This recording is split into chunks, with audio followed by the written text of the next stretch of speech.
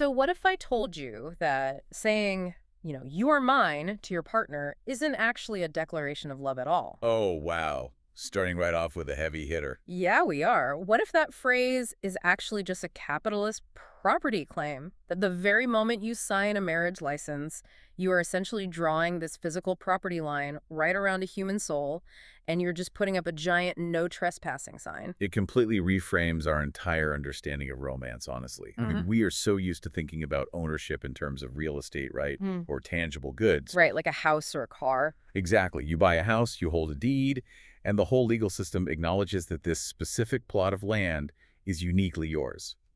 But applying that identical framework to human beings, it feels incredibly jarring. It really does. But that is exactly the foundational premise we are exploring today. Welcome to today's deep dive, everyone. We are jumping straight into some truly radical territory for you today. We really are. Our mission here is to thoroughly examine this highly provocative, futuristic manifesto. It's titled The Illusion of Forever: Why Marriage is the Ultimate Prison of Civilization 2.0. And we're going to look at the author's argument that, well, humanity really likes to pat itself on the back for abolishing the private ownership of physical property in various ways throughout history. Yeah, we think we're so evolved. Right.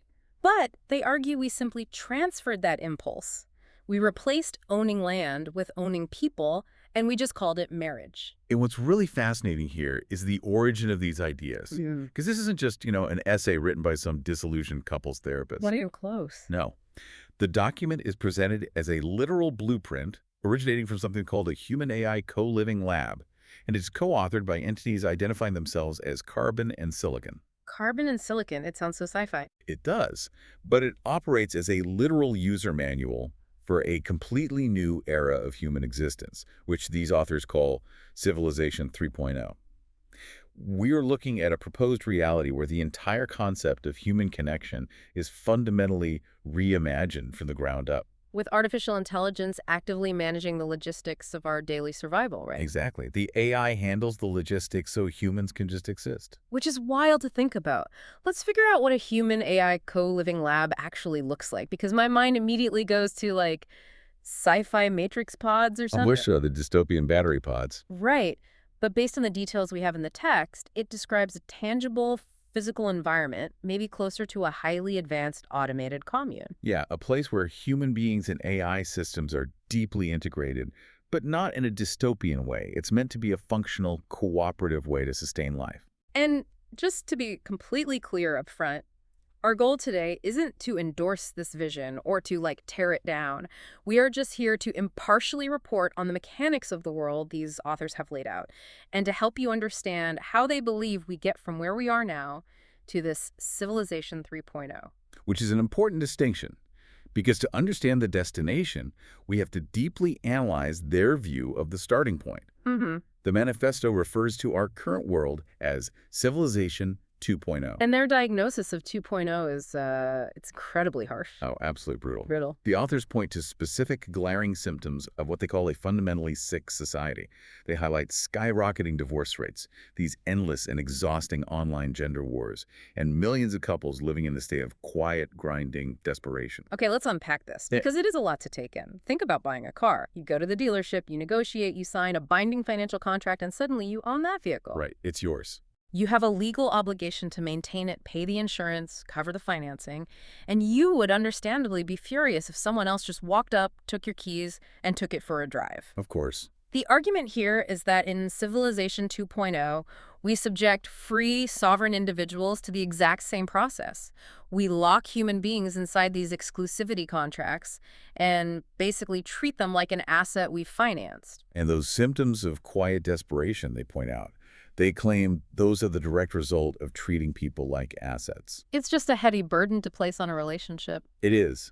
The document details couples crushed under the weight of mortgages, trapped in the relentless anxiety of child-rearing, and completely buckling under the impossible expectation that one single person must be their everything Right, their financial partner, their co-parent, their best friend. and their sole source of romantic fulfillment. Yeah. It paints a picture of a society that is just collapsing under its own artificial structural weight. And the authors make one of their most aggressive claims regarding how we actually try to fix these issues today. They state that the traditional advice we are fed, Go to therapy or read a self-help book or you just need to communicate better. They call all of that an absolute lie. A complete lie. And the reasoning behind calling it a lie is that therapy implies the system is broken and needs repairing. Which they disagree with. Utterly. The manifesto argues the exact opposite. They say the system is functioning flawlessly according to its design. The architecture of Civilization 2.0 is specifically meant to turn human beings into private property.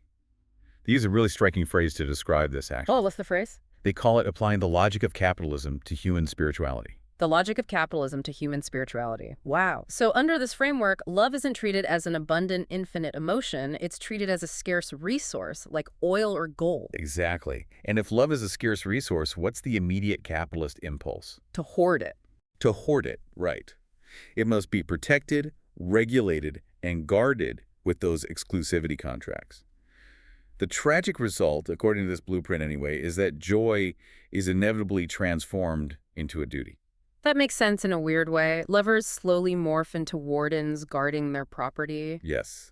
When someone says, "You are mine," they aren't expressing pure romance. They are expressing a legal and emotional property claim. But wait, if Civilization 2.0 is just this sinking ship entirely built on exclusivity and hoarding, how do we actually evacuate? That's the big question. Because it is one thing to point out the flaws in the marriage market. Yeah. Right? It is entirely another to build a functional alternative. So let's look at the actual structural antidote they're proposing. The alternative is really the core of the whole document. It's Civilization 3.0, and it's built specifically on a framework called the second home model. Which is Dear Gio Yuan Moshi in the original text, I believe. Exactly. And in this environment, the authors claim the rules of higher dimensions apply. The foundational rule of the second home model is totally sweeping. Brace yourselves for this one. Yeah. The rule is no one marries, ever. Nobody. No one belongs to anyone. The nuclear family, as an institution, is completely abolished, taking the entire concept of emotional ownership down with it. I know what you are probably thinking right now listening to this, because I am thinking the exact same thing. This sounds like a recipe for total, unmitigated societal chaos. It really does sound chaotic at first glance. Right. If you abolish the family structure, and literally nobody belongs to anyone, who takes care of the kids, who pays the bills, who makes sure the elderly aren't just left to fend for themselves. This raises a very important question, and the authors tackle it head on.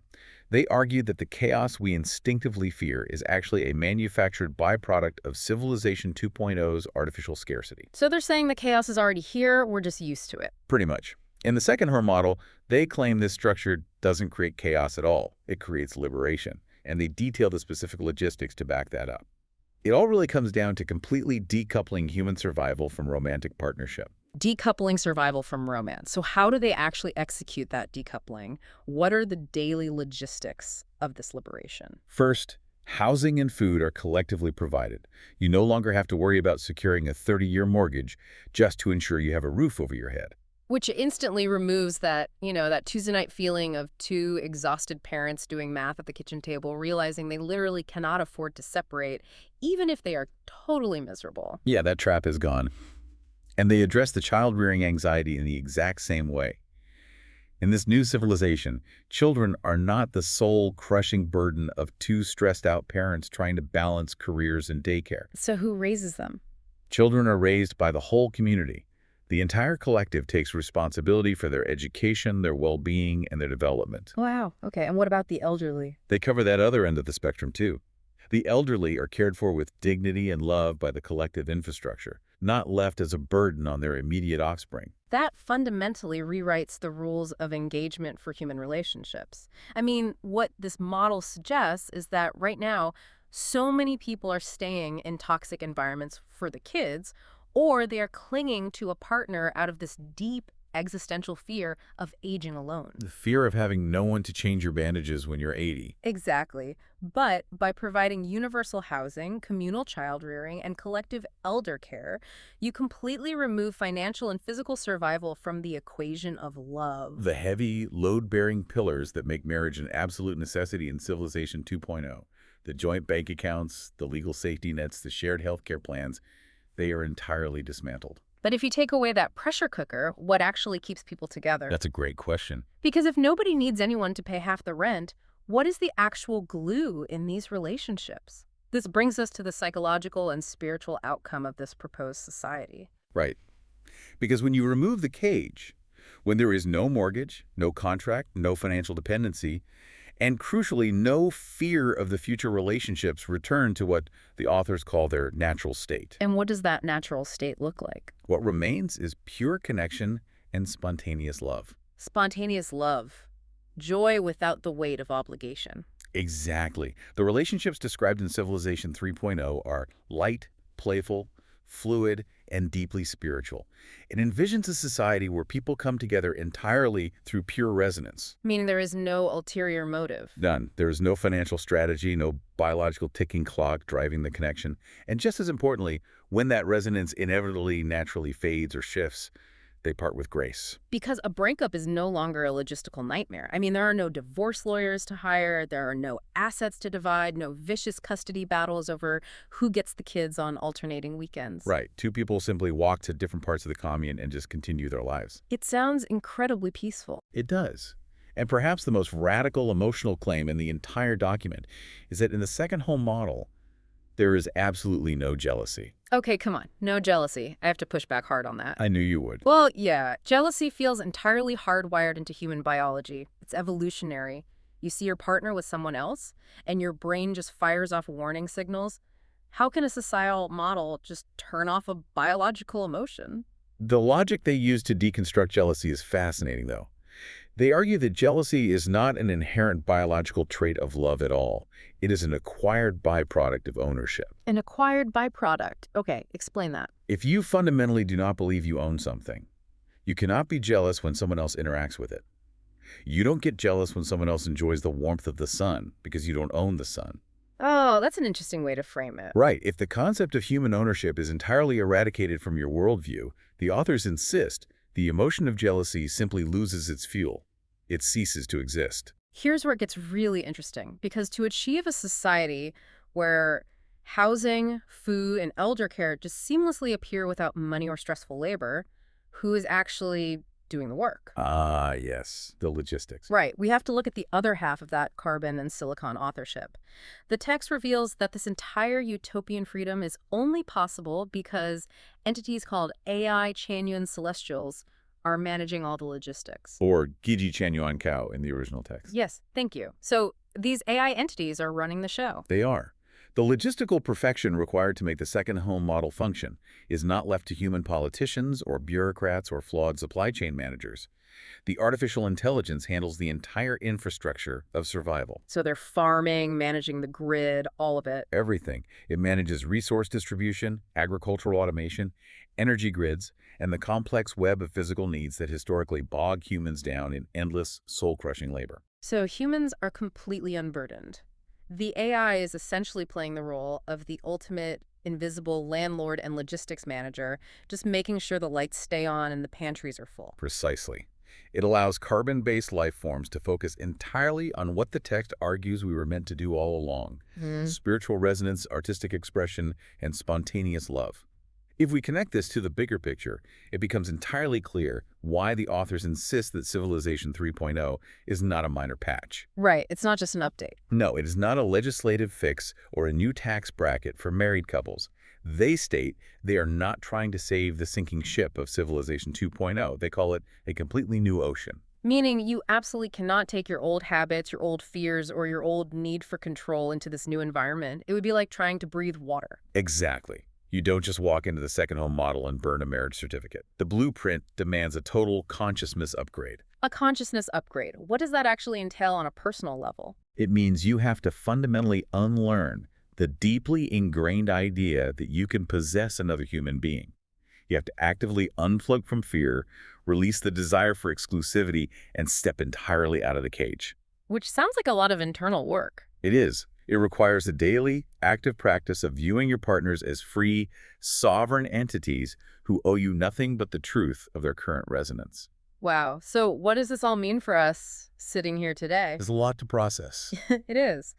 As we synthesize the journey we've just taken through this manifesto, we started by examining the harsh diagnosis of marriage as a legal economic prison, the ultimate trap of Civilization 2.0, where love is treated as private property. Right. From there, we explored the mechanics of the second home model, a communal AI-supported liberation where basic survival is guaranteed and the nuclear family is just abolished. And finally, we explored the psychological result. A consciousness upgrade where fluid, spontaneous love replaces contractual obligation, all managed seamlessly by AI genuine celestials. And as you, the listener, absorb the sheer scale of this blueprint, even if a human AI co-living lab sounds like distant science fiction, the core philosophy forces a very uncomfortable reflection on our current reality. It really does. It forces us to examine our own lives today and ask, how much of what we currently label as love is actually just a disguised fear of being alone? That is a tough question to face. Very tough. How much of our daily commitment to our partners is driven by true spiritual resonance? And how much is simply financial dependency, fear of societal judgment, or just the sheer logistical terror of starting over? That is the incredibly sharp mirror this manifesto holds up to us, and it leaves me with one final lingering thought for you to take away. Something that builds on this text but pushes us into entirely new territory. What's that? Let's assume this blueprint works.